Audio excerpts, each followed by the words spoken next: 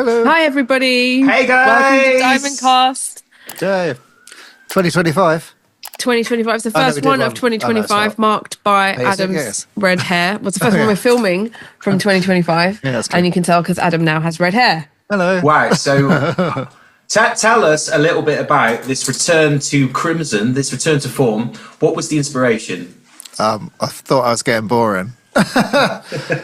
Yeah, okay, well, I thought I was getting boring, and I saw all the great artwork that people had sent in for our artwork competition, and they always had me with the red hair, and I was like, that's cool. And my dad used to always tell me that he liked my red hair more, so I decided to go back for it. So, And is it exactly the same shade? yeah, I think so. What's it called? I Saw Red by Bleach London. Of course it is. Yeah, spent all of Christmas Day bleaching my hair. And Boxing Day. So it was Boxing Day, yeah. sort of a white Christmas. Yeah. Sort of off yellow Christmas. A bleach well, Christmas. Bleach Christmas. All the towels are red. But I like it wasn't I saw red. It was as in an eyesore. It was I saw red. Yes, exactly. You got to like the double, the puns. They have I puns like on all it. their names, don't they? Like, I Bleach saw red. London. It's quite good. Yeah. That's brilliant. brand. It's really good. And if you cut it as well. Yes, yeah. Yeah. My personal stylist. What, sloppy? Oh, well. Yeah, with his little bits. It's just did a really slow haircut. Yeah, that's why I took all Christmas Day. Cool. How are you guys? Yeah, pretty rocking, pretty good. I'm loving Natalie's outfit today. I mean, Yeah. what is this? The goth Lone Ranger, the Loner Ranger, the Alone Ranger. The Alone Ranger. It's got there in the end. Yeah, This is I amazing. like that. Tell us about this. This is a Stetson from America, which was for the souvenir that I wanted to get. So I'm quite pleased I got one. I got one because my dad used to have one, and I used to dress up in it when I was like 3 or 4, and I wanted to have one of my own. So I have one now, and then I just put the rest of the stuff together that matched it. Did you get the rest of the stuff as well? As in the star? This bolo tie I did, Brilliant. but the this is I already had this. Of course, you already had Just a fluffy gilet. And fluffy this is a gilet. This is a plain t-shirt with long sleeves. Very cool. But just Wow. fluffy gilet The long nonetheless. sleeves. If ever there was a Yeah. porn star named Fluffy Gilet's got to be up there. It's more like a drag dear. act, I think. Yeah, all right, yeah, you're More right. of a You're right. drag, yeah. You've got a sort of cowboy-looking shirt on as well, haven't you? Yeah, this is a Danish band called Disneyland After Dark, but they got sued by Disney, so they had to just shorten it to DAD, and so it looks like it says Dad. And when I was in tour in America, a member of local crew came up to me and said, "Hey man, your shirt. Congratulations." He thought it was me advertising that I was a new dad by wearing a dad shirt. Oh, well, like you got it made for you. It's just like you're really proud. Yeah. Hey, I'm a dad. Number one. but- That's really cute. Yeah, but I think it's a really cool band name, Disneyland After Dark, but they weren't really allowed to use it. So, I went to Disneyland After Dark recently. well, not Back actually, from America. not actually Well, after it was they turned all the nighttime. lights off. Well, it wasn't after dark. It was just dark. It was dark. Yeah, it was. Well, dark. had Disneyland happened. during dark. Yeah, at night time. D. But I presume all the lights were still on and all the goofies were still there and stuff. So, Yeah, it was all right. what was the best thing about Disneyland? We went to Epcot, which is really fun. Epcot is just like a park where it's just different countries around this big lake. Well, like, it's just a world tour, and they're just basically different bars in each country. So you can do we were talking to this guy that works there or lives there, and he's like, all the students do like the drinks around the world, and they get a drink in each country, and there's like 20 countries or something. The drinks are that's like fun. $20, so Yeah, we just got a it's drink fucking in Germany. expensive, Yeah, that's fun. Well, are they in any sort of order in terms of like the countries, or just random? Not especially. No. I don't think so. They're just random. Like the English one is really cool because it's England is designed to look like London, and it has a British pub. And we were like, why are we hanging out here? It's a bit surreal. Like we should go to a different country. The classic British are abroad. We just go to the English bar. We Yeah, went, it's the to English a pub. bar called The Pub. And it was an really English fun. themed bar, Yeah, it was really British funny. themed bar, and it was cool. And they had like, what did the T-shirt say that you bought? Something I don't know. Piss off Everyone or something. fucking loves the pub or something. Or if you don't like the pub, piss off. Piss something off, like that. yeah. Yeah, sounds like that. Very British. That's fun. Yeah. Don't like the pub, piss off. Yeah, exactly. Exactly. That's what I'm gonna- That's exactly, I think, the accent they were going for as well. Very That's good. good. Very Yep. good. Gosh. Yeah, so What? that's fun. So that's why we haven't been here for the last 2 weeks, because I was in America. And it was wicked. And I got sick last week thanks to probably the plane or some sort of like germ or bug that I caught on the way back. So I'm sorry for not being here last week and for getting everyone together, and then Yeah. everyone had to go. Well, now Vincent's disappeared. But Vincent now is Vincent- where recording is drums for the Vincent? album. So Exactly. good reason. Good So reason he's to spending not be the here. day recording the drums, his last part of recording as well, isn't it? Yeah. Yeah, the very last song. So how awesome, what a good reason to not be here is by actually completing his work on the album. Amazing. Yeah. It's so exciting that things are really, really coming together, and it's becoming real. And it's been quite a quick process, hasn't it? Because we started in the summer going, hey, let's really, really get down with this, and then and here we are, like finishing off the drums, and then on Saturday, I'm going to start the final vocals with Yanni.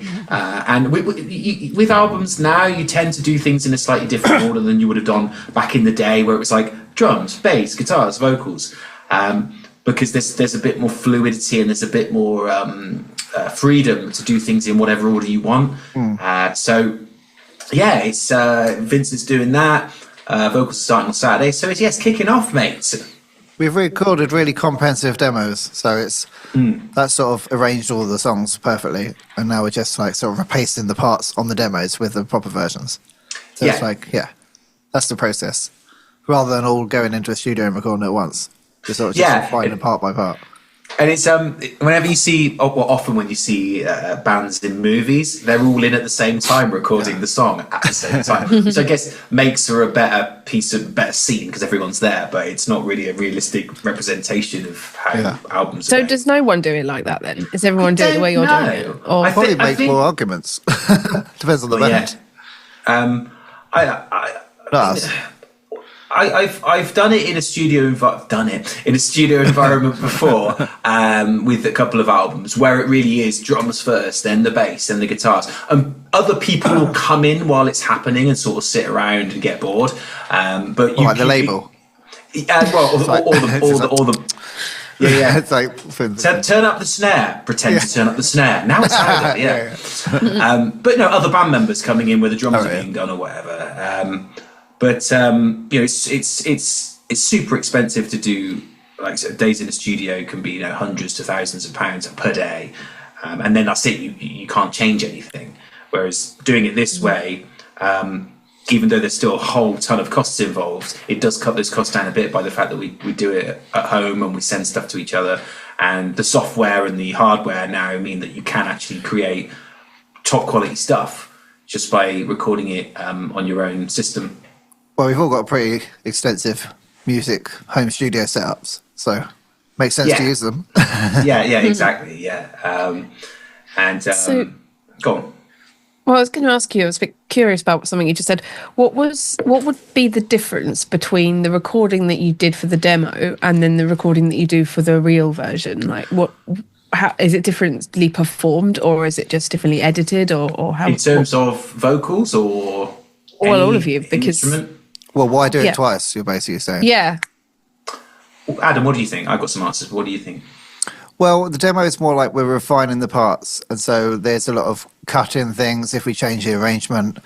Like, we don't have to play it perfectly because you're still sort of like figuring stuff out. And then also, like, as more layers get added, the song sort of evolves, and so you might, I'm going to change the sound of this bass on this bit. So it's like, it's good to have it's like doing a sketch before doing a painting. Like, so it's like planning out your ideas, that kind of thing. all right, cool. Yeah, exactly. And the performance isn't as important. It's just getting the parts down for every aspect of it.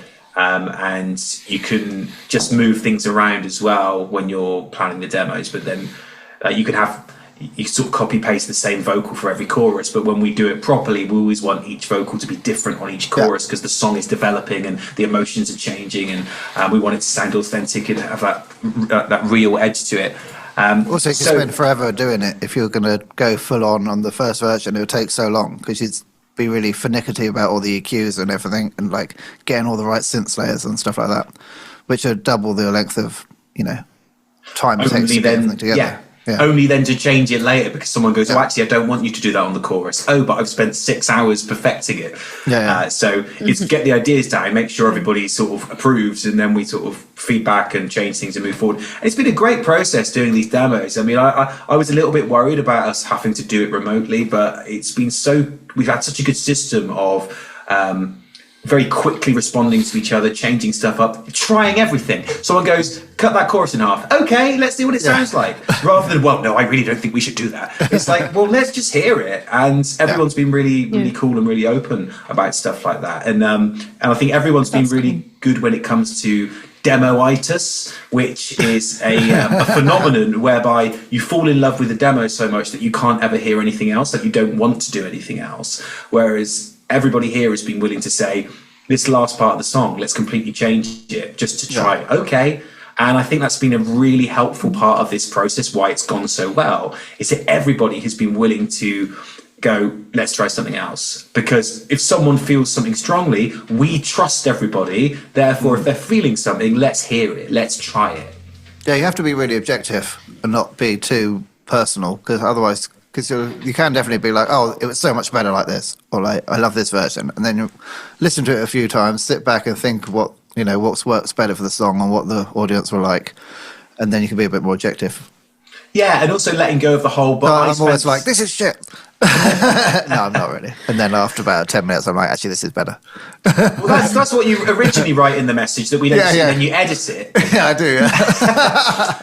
It's good that none of you are precious about the the original demos then, and that you're willing to try out new things because you've got to hear it. Yeah, you've got to hear it. You can't just go, oh, well, I don't think that will work.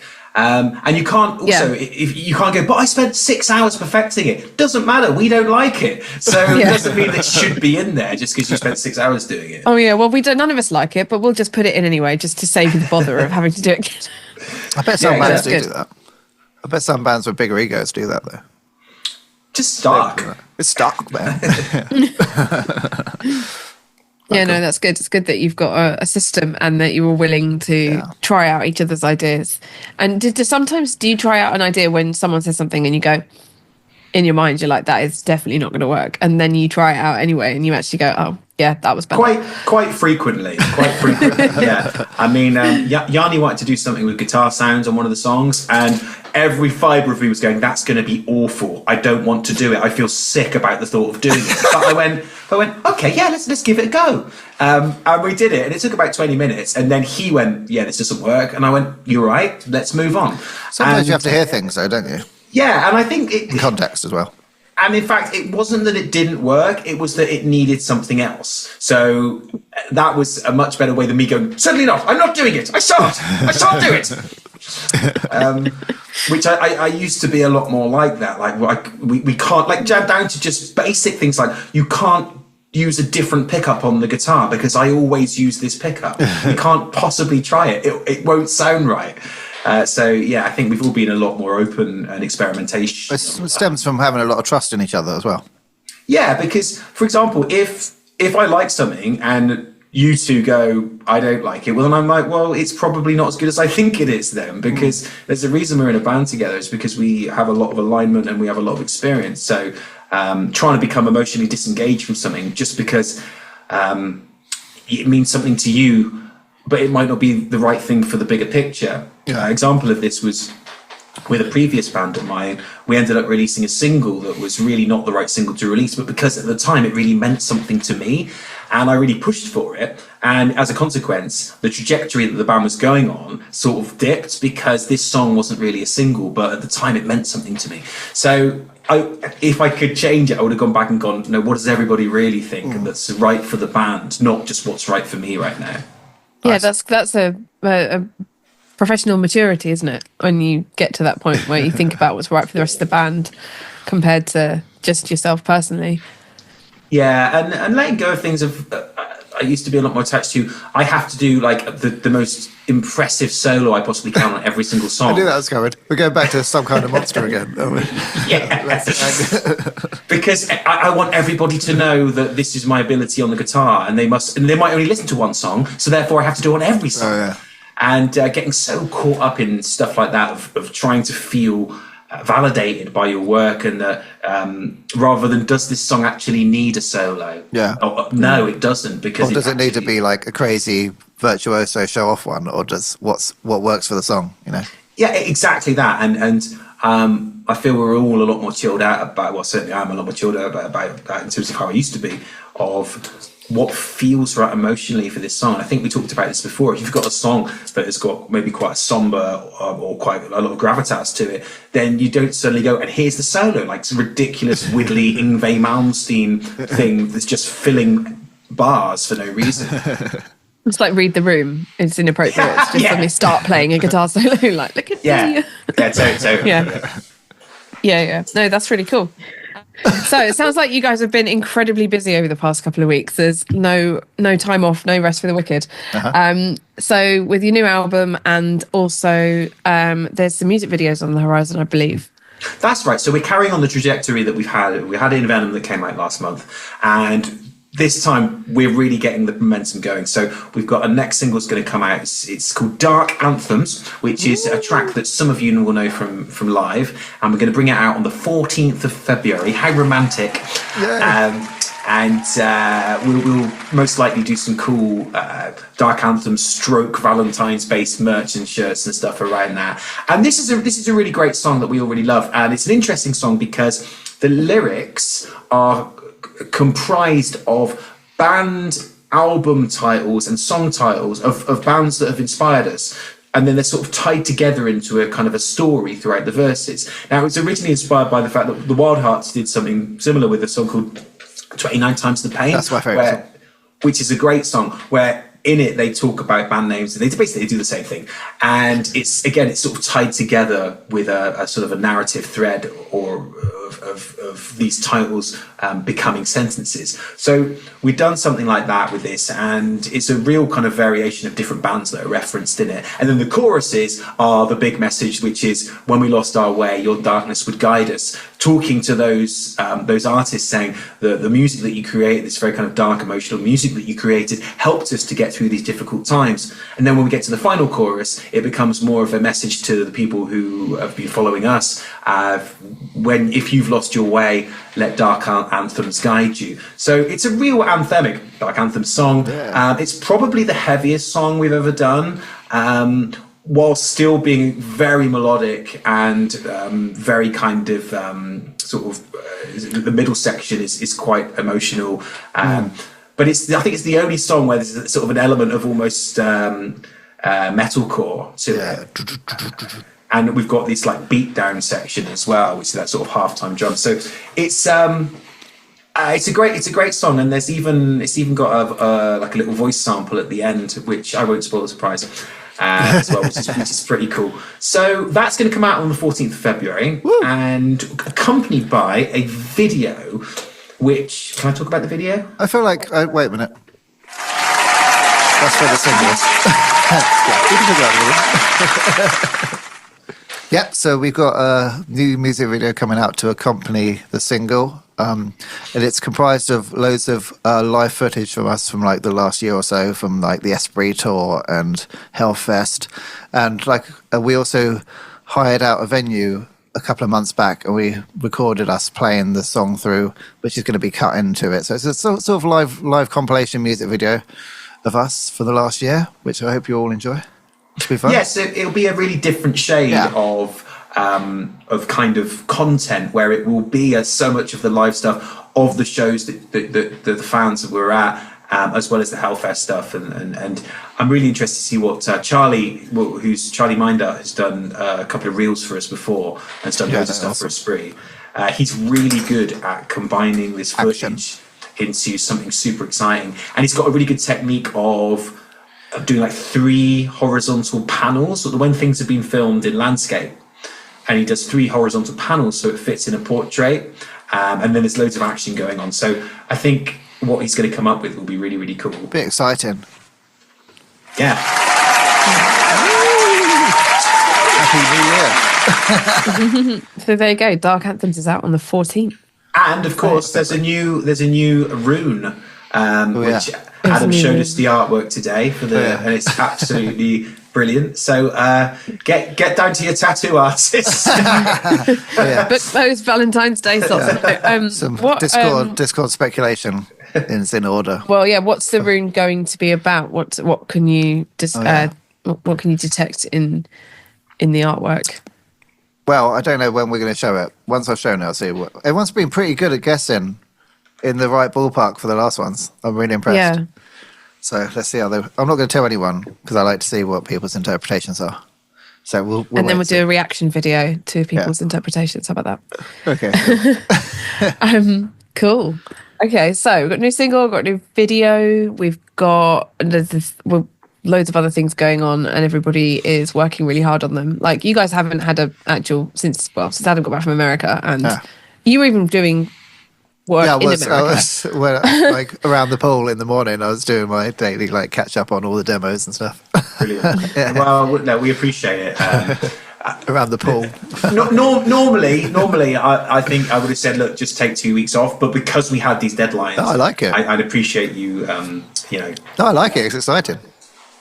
Yeah, A bit of a morning routine. Yeah, no, so absolutely been working flat out pretty much since the beginning of the year, and carrying on into the rest of I've got my bass to record 2025. next week, so I'm doing all the bass parts for the album. You got a new bass amp. Do you want to say more about I've got a that? new bass amp. You can sort of see a blurry bass behind me. I've got that going. Well, now you've got like the most perfect setup, Music Man and Ampeg. I mean, that's like the top tier rock That's the sound. dream, isn't it? Yeah, I know. That's the dream. And then you can also do like different bits and pieces, different sounds and things, and different songs and different parts, because you've got that workhorse big rock sound. Man, I always wanted an Ampeg, so I was like, well, this sounds like a good opportunity to get one for the album. Yeah, and what better? I think it's important. And being a musician all your life, why not allow yourself to have the good things? And it's a work tool, isn't it? Well, I played Trace Elliot for a long time, and I really love Trace Elliot. So I was thinking about getting a new one of them, and then I thought, well, if I've got a Trace already, why don't I get an Ampex? And I've got best of both worlds. So that was the theory.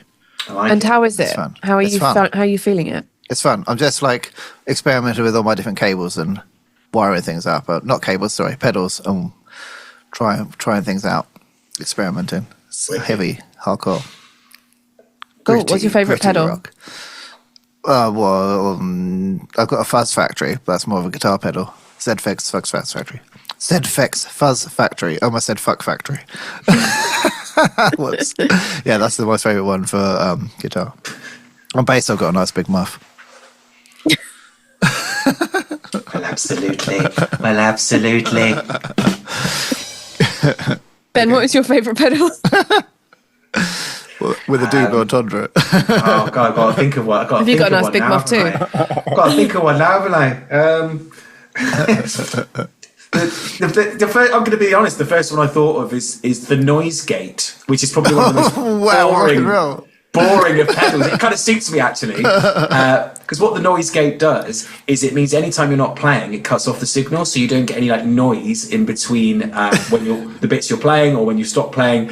It's really boring. It's about not making. Exactly. His favourite thing's the thing that makes no noise. That's my favourite pedal. Shut up. The stop having fun pedal. Yeah, exactly. That's what it does. That's what it is. But yeah, so that's. Sorry, you could have said the tuner. Oh yeah. That could be even more boring. But yeah, the Noise Gate, the NS2 noise suppressor is actually the rock and roll. Suppressing things, repressing things, like the noise repressor. Yeah, Noise repressor.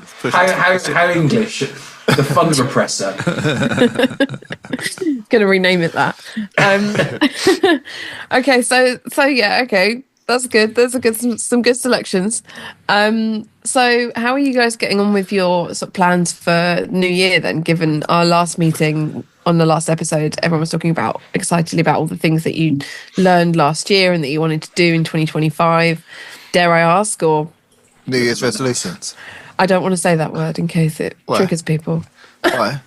Because it's January the 23rd. Oh yeah, because what? In case they've and given up already. people give up. Oh yeah, I think like last Friday was the day that most people give up. I think it's like Is it last Friday? statistically, yeah, I think so. Oh, Well, I've started a new practice. Like every morning, generally when I can, I do a bit of journaling for about 25 minutes, where I write about things that happened the day before that I feel I did well, things I'd like to do better, things that I'm grateful for, and stuff. And I've added a section to it, which is called, very British, very me, concerns and grievances. Right? Grievances. it's like It's this the long. area of the grievances. It's like Festivus. Yeah, and it's I've set a timer, and I'll just for three minutes I'll write about everything that is like either pissing me off or like I'm worried about or whatever, just purging it. And I've never used to do that because You burn it afterwards in a ceremonial burning. yeah, Sage. Viking burial, Yeah. send it across the docks. And I never used to do that because I thought, wow, that's focusing on negative things. But it's actually really good because you're purging that stuff in a safe space and then coming out of it feeling like, oh yeah, this is I feel a bit better now. Over the weeks of doing it, I've started to find I've got less and less to write about because I've sort of purged it all, and it just feel like I'm repeating myself. So it's actually I would highly recommend it to anyone. Just set a timer, 3 minutes, just write. Like, Just don't let anyone find the book. Yeah, exactly.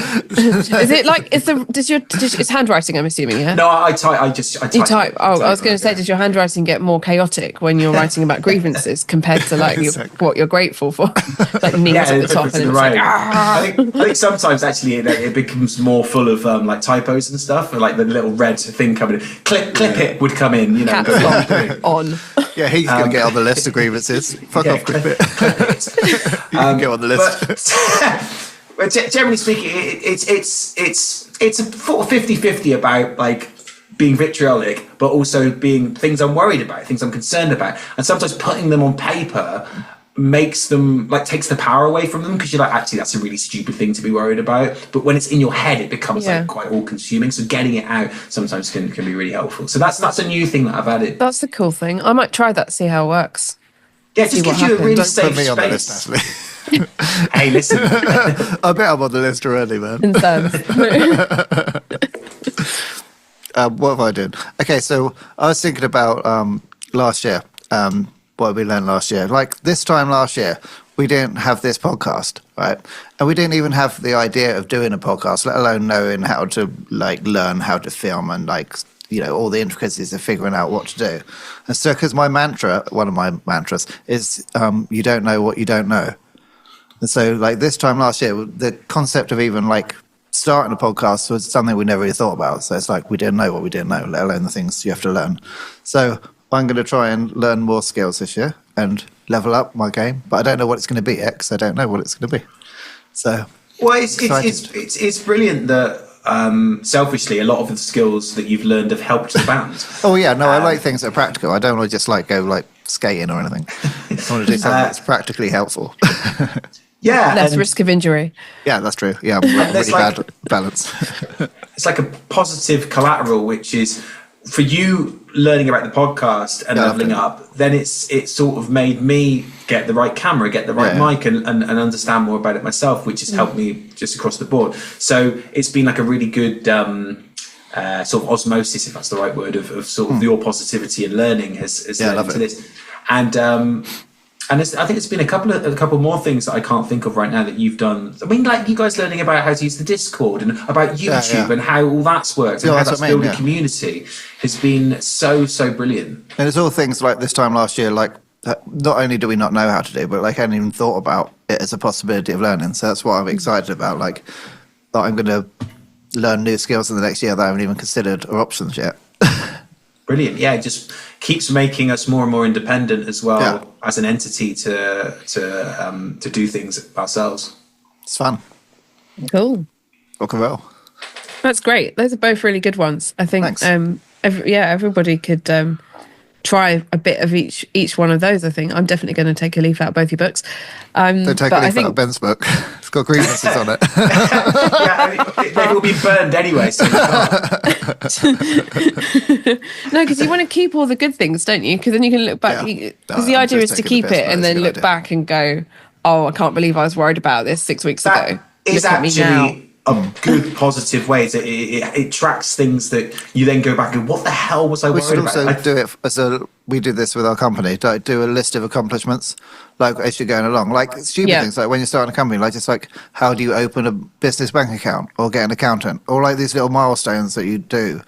When you look back on them, you're like, wow, I've done all these things that I didn't think I could do, and figured out as way. So like listing accomplishments is really helpful as well. That's If really you forget, if you're going Even small ones that you think is like not that significant, because then you can look back and see, oh wow, I did all this stuff I didn't know how to do. Yeah. And then you're like, yeah. oh shit, we're not going anywhere. But then you look back and you're like, oh fuck, no, I've done loads. You know? Absolutely, yeah. Because what we tend to do as people, I suppose, is that we just like done on to the next one, and then you don't really think about the fact that you've just done like 5 or 6 brilliant things. Which is why, as I said in the previous podcast, on the day or the day after Venom came out, I took some time to really like look at people's responses and watch the video again and listen to it with sort of fresh ears and actually enjoy the achievement rather than being, what are we doing next? What are we doing next? We must do more. I mean, yes, we must do more, but let's enjoy the journey as well. Yeah, man. Especially if it's something you did a while ago as well, or something that seemed a bit anticlimactic, or that you had, you know, that you mentally gone, oh, I've done that already, I don't need to concentrate on it anymore. But then it's other people seeing it for the first time, like the video where, you know, it's something that Chris had mentioned as well, that you guys had recorded quite a while before it actually came out. So then you know your renewed, I guess, sense of, oh, it's actually out now. Other people are looking at it for the first time, compared to. But also, we haven't done any gigs, so when you do a gig, it's more like instant feedback and like, you know, oh, things are happening because we're like physically out there doing stuff. So it's like you have to keep yourself motivated and reminded when, you know, we're still doing loads of stuff, but it's just like not physically playing shows at the minute. Yeah, exactly. And we're being extremely prolific, all of us. I mean, all of the band band and crew, you know, Nat, you included as part of the collective, we've been extremely productive. That was quick. Maybe that should be like the highest tier on the the Carrot Collective. Oh yeah. Yeah, that's really good, really good. So if everyone else who's watching this, if you've got some really interesting thoughts about personal growth and what you want to do this year, please drop them in the comments. And yeah, tell the guys what you think. And also, you got to put them in the comments for Vinny, because he's not here, so he's not going to be able to see it unless you write them in the comments. And if you're excited about the new single, hey. You should be. You bloody should be. You should be. As mentioned earlier, the new single is all about different songs that the band all like, and it means something to them. So if you know the song, we're gonna put this on Instagram. But if you know the song, then can you spot all of the songs that the band reference within Dark Anthems? This is the game that we're going to play. Yeah, you could make it like you have to name like band, song, year of release, and album or something. Yeah, mate. I'm not going to go as far as producer. It's okay. Play bloody pub quiz or something. It's a tough one, but it'll be good. Yeah, we'll announce that. But that's cool. And if you haven't already, join our Discord server, because then we can discuss that on there. Your Discord server's been popping off the last few weeks, hasn't it? Because it started around Christmas time. Yeah. And it's been alive with chatter over the past few weeks. If you're not already on it, join it now. You can see, you can talk to different band members, because sometimes they drop in occasionally. You can also meet the rest of the Diamond Bats community, which is the name given to everybody on the chat now. And you can also, you know, just make some new friends, because everyone on there is really cool. And there's lots of different channels with different subjects in, talking excitedly about new songs, new albums, possible gigs in places where Diamond Black could tour in 2025. Gig wish list. Yeah. Nice. There's loads of really good stuff on there, and there's going to be some exclusive stuff going on there soon, which you have to be a member of the Discord to be able to see. And yeah, they've people on there constantly talking all the time. It's sort of become like a nice little community. Yeah, Diamond Black cool. community. Your fans are really cool.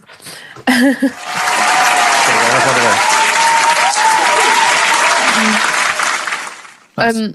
talking of people on Discord, I may have asked them if they had any questions for you guys that I could ask you on the cast. Okay. Just because it's sort of a fun place to do that. And they did not hold back at all. So yeah, so there's quite a few things here. So should we kick off? Steam in, mate. One for Ben. Does Ben use, this is from Blueberry Queen, does Ben use assorted tea for different moods? How much band practice versus how much time? Just hang on. Oh, these are different questions. Okay, hang on.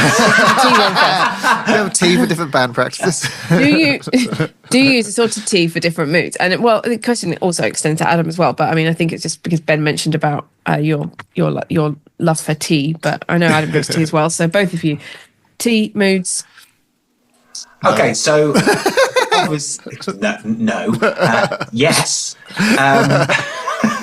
I drink only decaf coffee now, so I've taken caffeine out, and there were a couple of reasons for this. One was that it's actually can motivate adrenaline, and if you're someone who is quite anxious, then it can add to that feeling of anxiety. So the adrenaline, your brain goes, adrenaline means danger, not necessarily excitement. So I was finding that if I was drinking a couple of coffees, I was starting to get really anxious after a while. I get a wicked buzz off the first one, and I get really hyped just about anything. I'd be like, oh my God, like curtains are wicked, aren't they? I love curtains. I'm just going to buy more curtains. And then I'd think that feeling has to would carry on with a second, but it doesn't.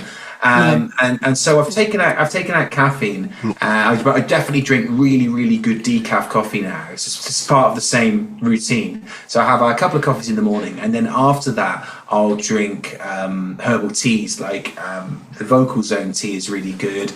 And I didn't know they did a tea. Yeah, it's brilliant. Oh, really? Okay, I might look into that. Because I have Vocal Zones for singing, but I didn't know they had a tea. Yeah, they've got like at least three different flavours. Oh, cool. I'll look into that. Do. Yeah. Wait, so is this a company that makes tea specifically for singers? Well, Vocal Zone it's like a tablet, isn't it? Or like I don't know what you would call it, but it's something that you take that helps with your vocal breathing circulation or whatever. Airways. Opens your airways. That's it. Yeah. And then they also do a tea. So I always use the Vocal Zone tea when I'm doing any kind of singing, even if that's just demoing. Cool. And so that's it, really. I mean, I'm not a massive tea aficionado. I just like a good tea, a good proper, Yorkshire tea. If I'm watching telly or playing a board game or something. So, but I think you're sort of advised not to drink like teas or coffees in terms of like the ones with milk or caffeine if you're singing, because of some sort of like negative effects. It can phlegmy or something. Yeah. And milk as well, apparently. And I don't know if that extends to like plant milks as well, but certainly dairy milk. But so that's my answer. It's pretty comprehensive. Nice. Oh, thanks. I learned something. We get next now. Yeah.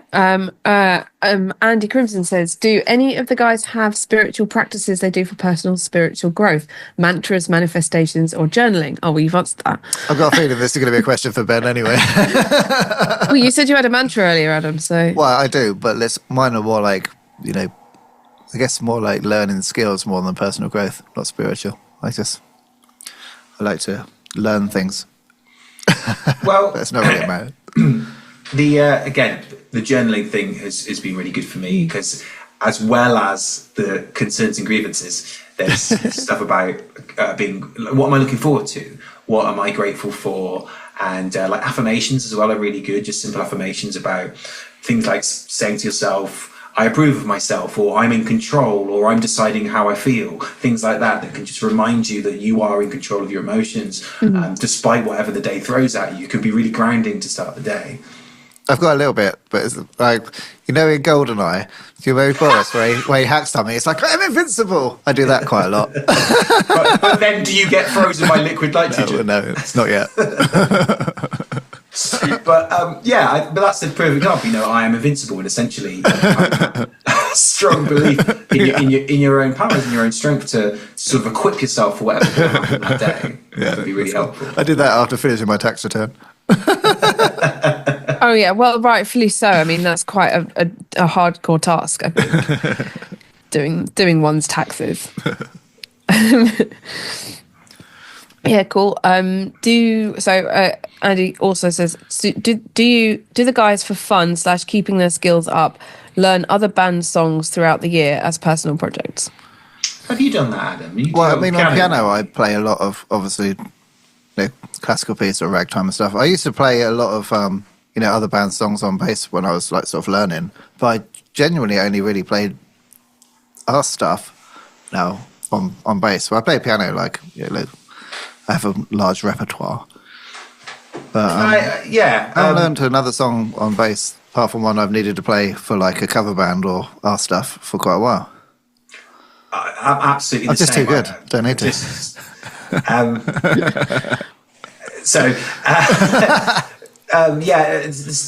the same in terms of like learning other songs when I had to for cover versions. Very rarely have I ever learned anything just for fun. When I started playing, I did learn other people's songs, but I quite quickly got into composition, and that was much more inspiring to write one's own stuff rather than just not verbatim, just like mimic someone else's stuff. I was learning Sultans of Swing on guitar. That's the last thing I learned. Yeah, nice. That's fun. Actually, I've got a comment about the cover versions, unless that's a question that's coming up later. Go for it.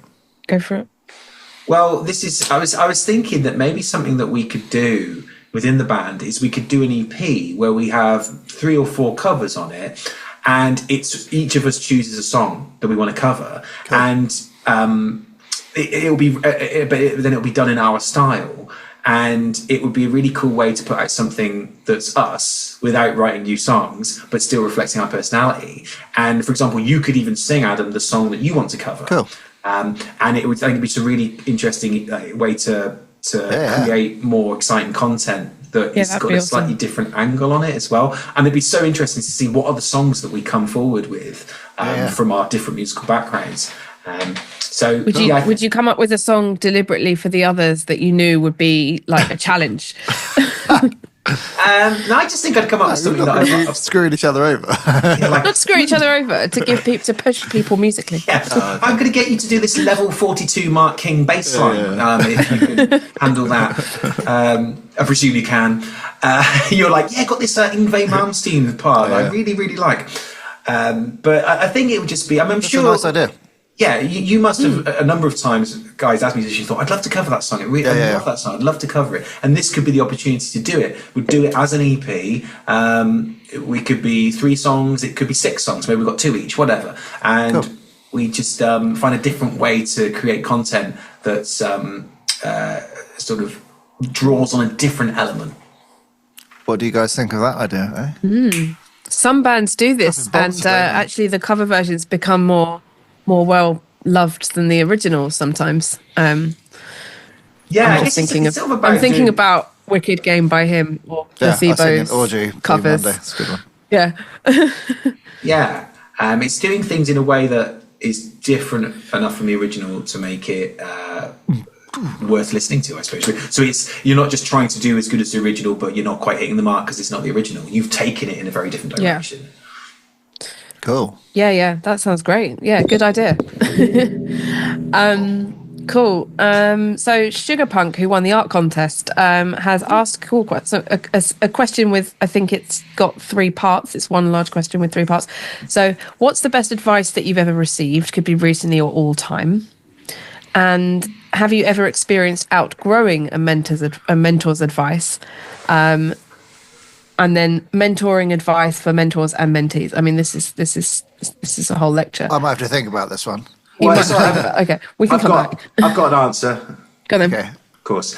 A really good bit of advice from Ryan Holiday, which is about focus. And it's really stuck with me because what he basically says is, say you're working on something and you're really focused on it and you're like, just 5 minutes, I'm just going to go and look at that email, or I'm just going to go and check my phone for texts or whatever. Even if you only spend 5 minutes looking at that other thing, you've broken your focus because something in that email or that text might destabilize your emotional serenity, which means you go back to the thing you were trying to do and you kind of messed your focus up. So that idea of, if you are going to focus on something for 2 hours, have no distractions. Like, don't go online, don't do anything. Like, just focus on the thing because you're in the zone. Even if it's only 5 minutes, it can be, and I find that myself, it can be like really destabilize my focus. So that's a really good advice I'd never thought of, because you'd always think, oh, but I'll just check for 5 minutes, if, you know. But you'll end up you could open yourself up to something which you don't really have time to get into anyway, but then it just sort of plays on your mind. So that was a really good bit of advice that I got from him. Yeah, it's good. That's a good bit of advice. I'll have to do mine next week, I think. I'll have to think about mine and write something down. All right. Part 2 next week. I've got some ideas of mine, but I want to formulate it properly so I don't cock up. I am my own mentor. Of course you are. The wisest thing. Yeah. So what happens when you outgrow your own advice? No, I'll give myself some more. Yeah, so a lot of questions have come up about a very serious topic, which is your hair. So Blueberry Queen says they want to know if you DIY your hair. I assume you're talking to Ben, not me. No, it's all of you. Oh, It's for okay. We've been everybody. over my hair thing. Lots of questions for Vinny around hair, which I don't think anyone they love believes his that hair, he don't they? just uses Pantene or whatever. I think everyone thinks he's doing something else. No to one it. believes him. He keeps getting the same question. He keeps answering it, and let's ask him again. Not happy. So chaotic neutral says, I'm curious to know what some unexpected upsides of touring with a smaller band are. Diamond Black members have toured with larger bands, and of course there are perks like bigger budgets, comfy accommodations, well-stocked green rooms, etc. But is there anything that's better about touring with a smaller band or small budget that surprised you? When you tour with a van, you often get a hotel every night, whereas when you're touring on a tour bus, you don't, because you're sleeping on the bus. So that's quite good, and also you sort of having that consistent, like actually getting a bed to sleep in is quite good. I guess when you're doing smaller stuff, you build more camaraderie with the people you're with. Yeah, I was usually gonna say. with a smaller knit group. I could say the smaller bands are a bit more up for doing silly stuff with me. It's a bit more up for being silly. Define silly stuff. We want to I know. don't know, like just antics. I don't want to say it on the podcast. Antics. We're not talking about things like trashing hotel rooms. No, though. no, We're just- like fun, like nice antics. Yeah, just being childish. Playing Laser Quest and Yeah, stuff like that. Yeah, wicked. Crazy Golf. Yeah, wicked, man. Antics. Yeah, exploring things in the various Yeah. towns that you Yeah. visit that the town has to offer that you could do within the short space of And the time that you nightlife. have. Yeah. Oh, those antics. Okay, cool. And also tips for pushing through artistic growth plateaus. This is a big one too. Oh wow, that's really interesting. In fact, I've got a book right here. I haven't even planned this. It's a bit like my advice is going to be. Right, Writing Better Lyrics. Okay, by Pat Pattison, and this is really good. If you're someone who writes lyrics or poetry, I certainly found I got stuck in the same loop of the same metaphors, the same imagery, and this book just busts it all open with just new ways for you to look at writing, and has writing exercises you can I need do. that. And hey, honestly, like the stuff that I'm the most proud of that I've ever written was because of this book. Just completely changed, and now I use the methods in this all the time, every time. And one method is that, again, because we get hung up on this idea that it has to be perfect straight away. You put it on the page and it can only be perfect on the page. But he has this whole thing about, you set a timer and you just write about the subject for 5 minutes, whatever. No one's ever going to see it. And then when the timer goes off, you go back through it and you pull out bits here and there. Oh, that was good. That was interesting. Just having that freedom to be creative and have like a flow, rather than I can only put on the paper what is perfect, which I certainly felt like for a long time. But he explains it a lot better in this than I just did. But yeah, that's definitely something that I think has really helped me. Nice. That's a good bit of advice. I'm going to use that myself. Thank you. Cool. Chaotic Neutral also says in the same section, I heard Ben say in a recent Diamond cast that he blow dries cold then hot, and I just want to say I've always been told hot then set with cold for the last few minutes to smooth the hair follicles and set the style. Blimey. Well, I'm no expert. I mean, this advice was given to me by someone who I trusted.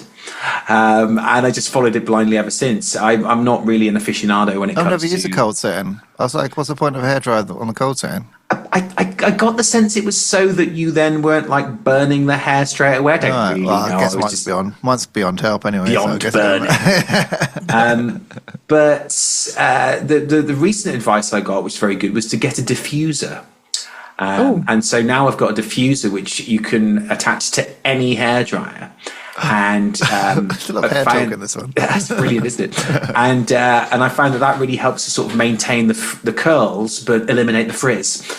How do you apply the diffuse? It doesn't spin, does it? It's the thing with all the little pegs on it, right? That's right, yeah. How And do you just apply it attach. to your head?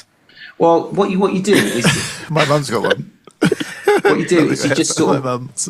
well, it probably you basically just sort of put it on the hair, on bits of the hair, and then it dries quite quickly. I did have to watch a video on the internet about how to do it properly. Okay. But remember I borrowed something off you once, Nat, that was really good. What was that? It was some sort of like hair drying implement that was just fantastic. And I was like, I was like, this is amazing. Do you remember? Was it a diffuser? I did have one. It might have been. I used to do it. I used to do my head upside down and then do the diffuser, and then it would and throw it back, and then the hair was like this, and then I could backcomb it into a nice big 80s sort of yeah. Monstrosity. Buffon, yes. But I always Monstrosity. it's always really good. But the hanging upside, the head upside down thing, I nixed that off you, Adam. Yeah, that's good. So I always do that as well. It's like a bat. Yeah. Like a diamond bat. There you go. But yeah, so I couldn't comprehensively say whether or not the cold, hot, cold technique is which is preferable. It was just some advice that was given to me, and I didn't have any other advice to take, so I took it. Well, there you go. If any of you are hairdressers, This goes back to the question about the mentors advice as well. There's you outgrowing some mentors advice. Outgrowing Yes. my hair. There we are. There you go. There we are. Nice. Well, thank Cool. Well, I mean, really this we're looking at that's all we've got time for That's today. brilliant. But it's been lovely been having fun. a chat with you A lot of again. news has been dropped. Lots of Right? news has been dropped, Yeah. just casually, like drop. Whatever. Yeah, and we've got loads of things for next one as well. Is that supposed to be a mic drop? It was a lens cap drop. I don't know if that's the same. Don't want to put a mic. We need those. All right, the episode's over. Ben's dropped his lens cap. See you guys later. Please give us a Brilliant. like and subscribe Oh, yeah. and comment Absolutely. and join our Discord. And join the Discord if you want to Links below. join the community. Yeah. Brilliant. See you later. Nice. Thanks, guys. Thanks, everyone. Bye.